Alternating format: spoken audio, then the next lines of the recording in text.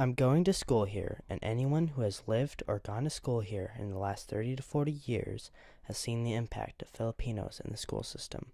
Unfortunately, the attention has not been entirely focused on the roughly 30% of our population here in Kodiak. Perhaps 10% of the current 30 is of school-going age, and as you can imagine, is a huge impact on our schools. I decided to focus on the schools and the presence that the Filipino population has there, but as I was researching, I found that this issue connects with several others, including the overall growth in the population, why that happened, and how it has become such a big part of Kodiak culture. To get some background insight on this topic, I ran around town asking several longtime citizens of Kodiak about the Filipino populations in schools and about when the population started to grow and what did that look like. 81, 80, 81. Filipino just maybe about maybe 1/3. Yeah. Then as the years go by, Filipino becomes majority. As you can see, the Filipino population has quickly risen and now composes of a large part of the elementary school population and is now a huge part of all of our schools. Another key point was how important and influential the Filipino population has been in our schools, like the need for bilingual programs and the need for Filipino aides to help in such programs. Again, I questioned about the experience with the population of Filipinos in the schools and how that really came to be. Okay, during the time of my uncle, way back 1974, not too many Filipinos yet. But then through the years when they petitioned their their brothers or their siblings, and then this like influx of a lot of kids are coming here. Then, I asked what the Filipino schools were like and how they related to the U.S.-based influence in these schools over in the Philippines.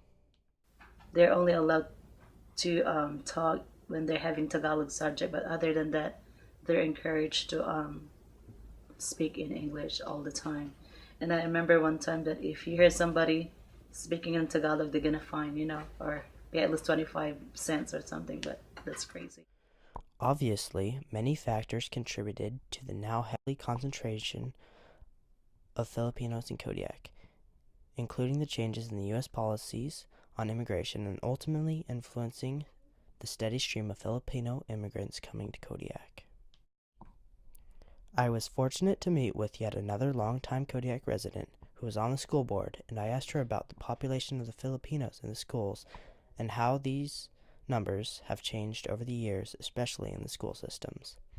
She knew tons about the people of that time and even explained part of the flux of Filipinos over the years. The factors that contributed to the rise in Filipinos were yet again both on the national and local levels, as far as the decrease in the economy in the lower 48 and the job opportunities in places like the canneries here in Kodiak.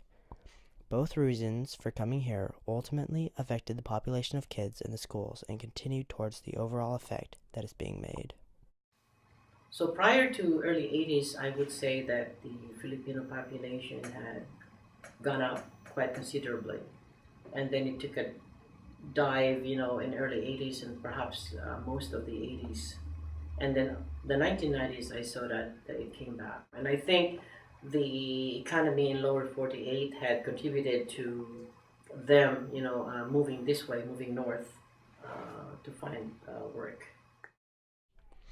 While interviewing one of Kodiak's longtime resident, Myrtle Olson, I discovered that when she was growing up in Kodiak, there were no Filipinos, but then as she continued to live here, she saw the population slowly and steadily rise, and I asked her why the reason for that was, and what they were doing once the first people started coming. And then in Port Lions, after the earthquake, a lot people moved to Port Lions, and they had Filipinos there.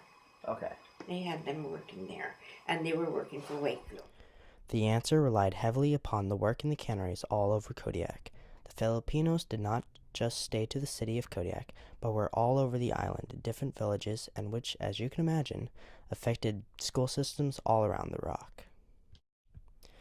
In the end, I took some U.S. Census data about the Filipino presence in Kodiak, and in 1960 there were a total of 26 Filipinos on the island, and more recently, in 2010, there were roughly 2,360 on the island.